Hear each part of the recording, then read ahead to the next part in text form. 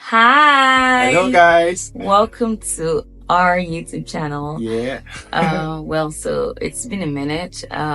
Recently we were discussing something and we're talking about how we met. Yeah. And we thought, hey, let's share it. I don't think we've actually ever done that, like from start to finish. So that's essentially what we're going to be sharing with you today.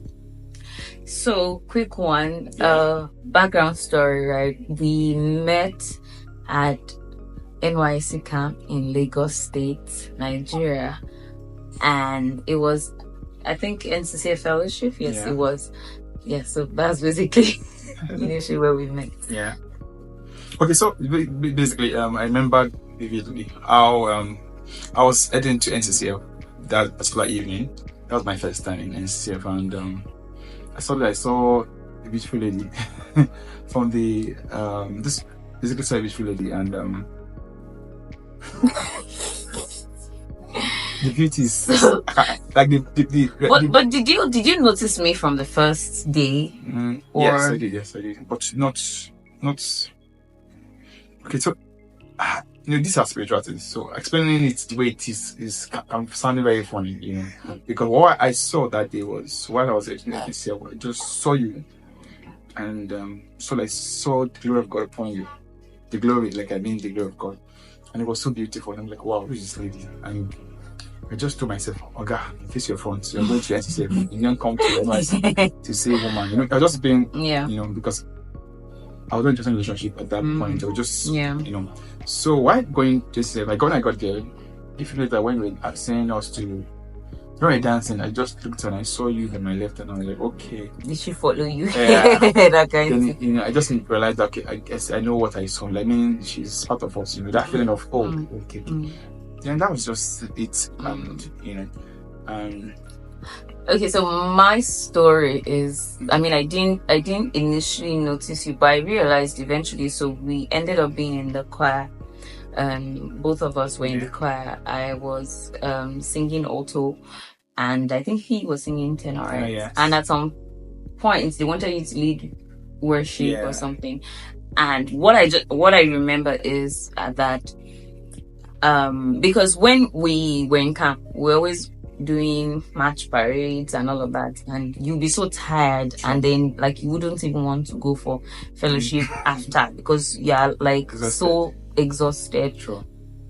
So what I used to do was I used to go every time, but I used to call people that I didn't see, people that were in the choir, call them, say, oh, we didn't see you today. What happened and all of that. So he happened to be part of people that I called to check up on. Meanwhile, in his mind, according to what he told me, he was already thinking, oh, she's so kind and all of that. But me, I was just, like he said, I also wasn't interested in a relationship. I wasn't even ready for that. That was the last on my mind, because I had recently come out of a relationship that wasn't, the best, and he at the time as well. Yeah. So fast forward to the day we sort of officially met. Yeah, you can tell that story. Okay. My part of the story is beautiful. So I remember very well, after time I saw in NCCF, it was just hello. But God kept impressing my heart to give her a seed. And I kept wondering, why should I give her a seed? And it kept up, I couldn't, God puts the thoughts in your heart. And I wasn't able to, I was just, my heart was just pounding. And I knew that I needed to just follow the instruction. And I remember I told God, okay, I will do it. And when I went to God, I said, make sure you put an envelope, give it honor. So God me wondering, honor. I said, we know how this thing work. It's instruction. And I just said, can I courage to walk up to you? I remember looking up to you, but already I came with a very defensive heart. So just to avoid, that feeling. I'm thinking that, does he want to toast me? Yes, very important, So I just went there, hello, excuse me, sorry, I will clear that, say it first. I'm not here to toast you. It's not one of those things. God just interested in my heart to give you a seed, and on that process we got talking. I asked you are praying pastors? You said no. Yes, let me just carry on from there. So, well, of course, what he said, correct. And, when he came, I was like, initially, Ikoga, I'm tired, I want to just go. Then he was like, I'm not here to ask you out. God said I should give you a seed. Yeah. And honestly, at the time, it was pretty rough at home and I actually needed cash.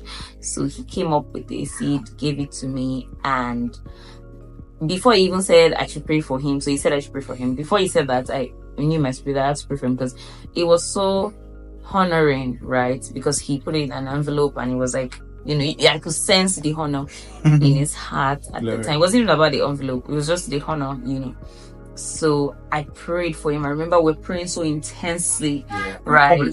Yes, it was in public, just by the basketball court, just close to the hostel area, and we're praying.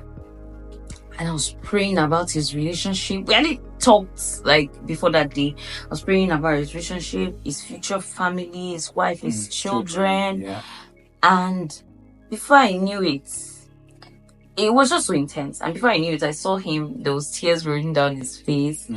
And he later told me that he felt as though somebody took broom and wiped away all the cobwebs. Exactly, those were your words. Cobwebs in your heart, because you initially had concerns about relationship and marriage. And for me, on my part, when I finished praying for him, what I heard in my spirit was, you just prayed for yourself and your future family. I initially thought that thing was, when you do to others what you want others to do, if you bless somebody, the same blessing will come upon you. So that's what I thought, and I didn't think much of it. So I just left it. But I just thank God, at least I prayed for someone, and I think I also prayed for my family. But I didn't know that it meant my actual family. After giving that seed, power came upon me so intensely. But I tried shaking. I had to, got that courage. Just, that courage of, no, they're not seeing me crying, because at that point, it was so intense for me. And I knew there was that I realized there's something about you, I just knew. So I remember separately, I tried even, hanging out with you at camp, tried to take you out for ice cream, to take you out to get food, You just bouncing me. And I felt pain. I remember telling you that, there's something about you that day we met, and you said, I know. I said, I know. And I felt like, like gas pride. Do you know who I am? But for me, it was more like, I know, okay, do you want to toast me? What are you about to do? Like, can we move on now? But I think it came from a place of knowing who I was, because at that time, God was already walking me a journey of self-discovery, because that's one of the things he told me. While I was, praying about relationships. So you have to work on yourself first. So he was working me through self-identity, improving my self-esteem. So, sorry, we're looking sideways because Zoe is here. We're recording and then we heard her cry, and now she's inside the room, but she's just there somewhere. So that's how it happened. And friends, after that, camp, just normal, and then just fellowship friends, so to speak. We're in the same car, so. And then let's tell them about the story of when we went for Rural Rugged. So there's something called Rural Rugged. If you've gone to camp, you know Rural Rugged. Yes. So for those that don't know, it is an outreach that young core members attend every year, and they call it Rural Rugged, where we go to the rural or remote areas and talk to people about Jesus. So at the time we're preparing to go, and it was also preparing to go because obviously we're in NCC together at the time. But so tell us what. I remember praying for that outreach, and this is what I talking to me about. At that point, I think I fell in love already, because after meeting such kind of a human being, you don't want to be their friends. And I remember, praying to God and praying to go. And the Spirit of God told me not to go. And I asked him why. He said if I was going for that, and if I would be in that camp, the tendency that will spoil this relationship I'm about to be told me about.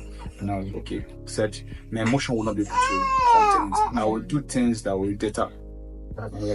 And the Holy Spirit was right, because I think at that time there were like 4 other people who were trying to talk to me, and I knew that it was just about relationships. Yeah. So, and then I knew that he liked me.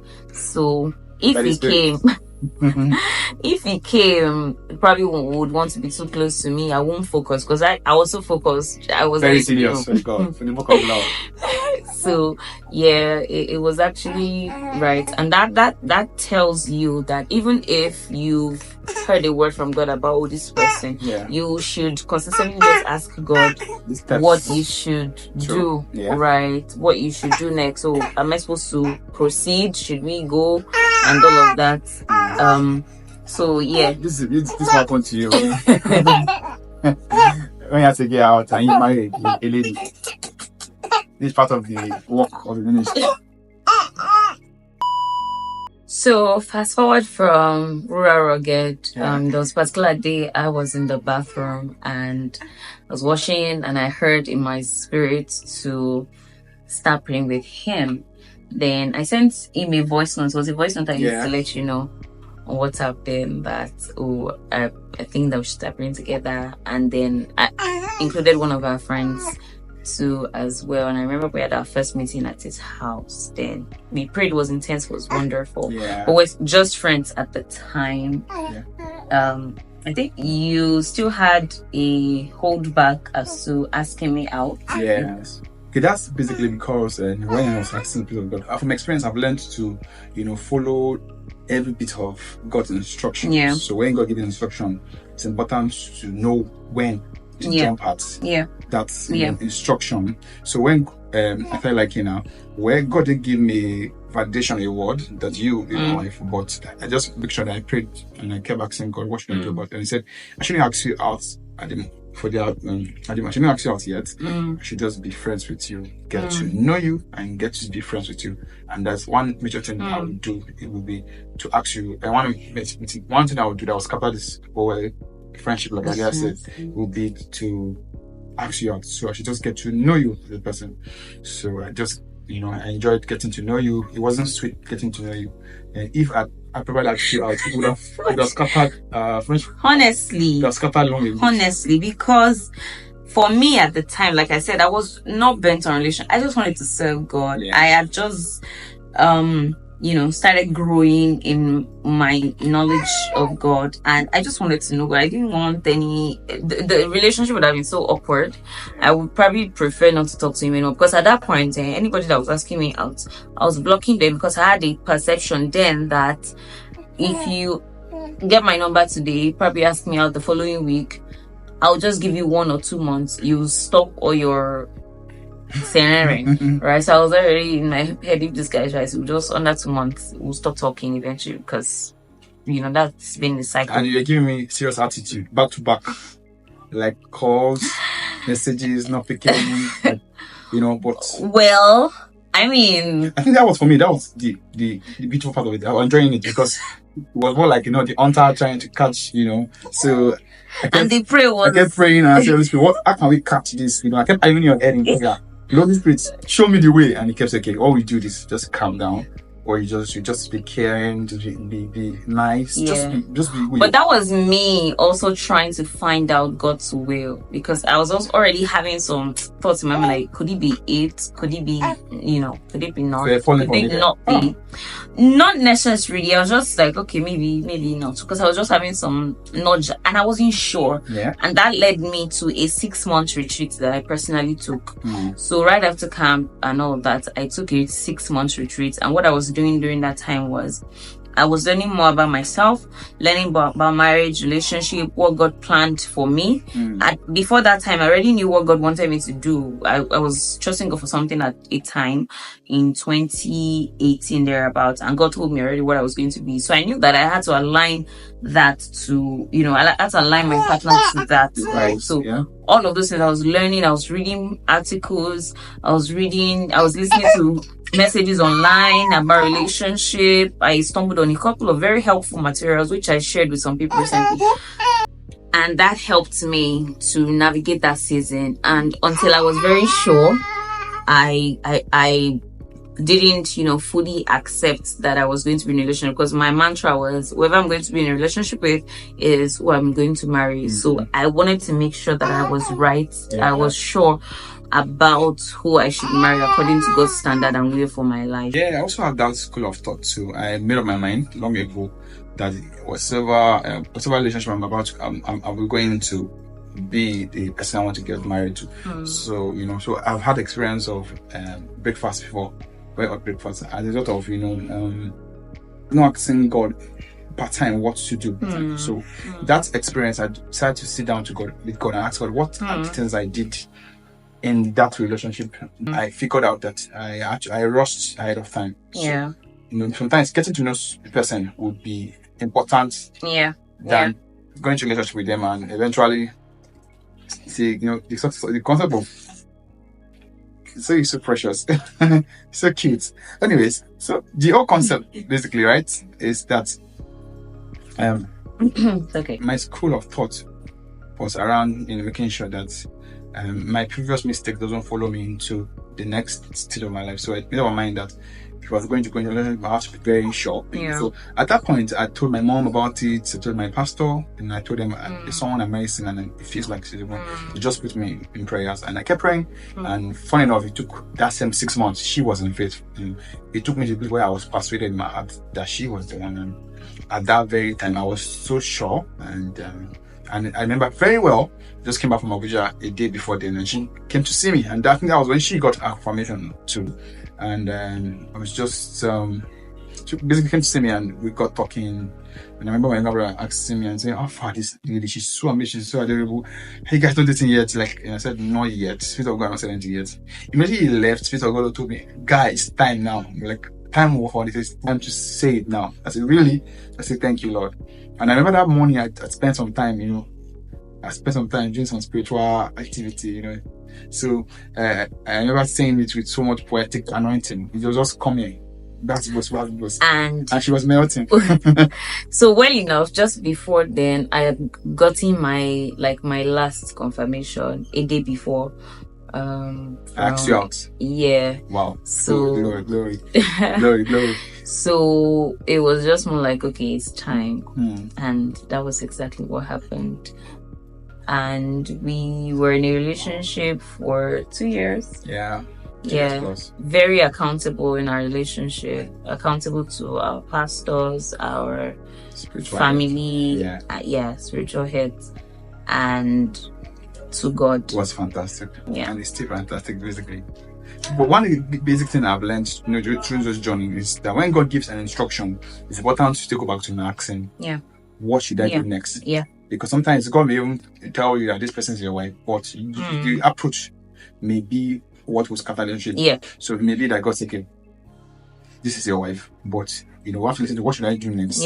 Not just jump at it. God said you may be a billionaire, but go ask yourself, what kind of thing will I sell? What kind of business will I do? What kind of product will I sell? How should I go about it? Who should I meet? Exactly. And that's basically what God does in time of operation. So for 6 months, God was preparing our hearts, for that relationship. So it was important that also God prepared me too. At that point, it's important that you keep asking questions. Don't assume that you know. And so if I had asked that out immediately, like Spirit of God told me, what Spirit of God told me was, let me explain the details. He said there's a dustbin that I saw in the vision. Not the vision, but that perception I had experienced my spirit. A dustbin that she throws people into. That's the perception. So if you ask out, that's where she will jump you to that level. A part of that category. Which is actually very valid. Very valid, because I said at the time if you met me in a short while and the next thing you're asking me out, telling me I'm beautiful, I'd be like one of those guys. And at that time I was having a lot of people, so I just felt like everybody was in that I won the race eventually. That's the most important thing. By God's Spirit. Glory. By God's Spirit.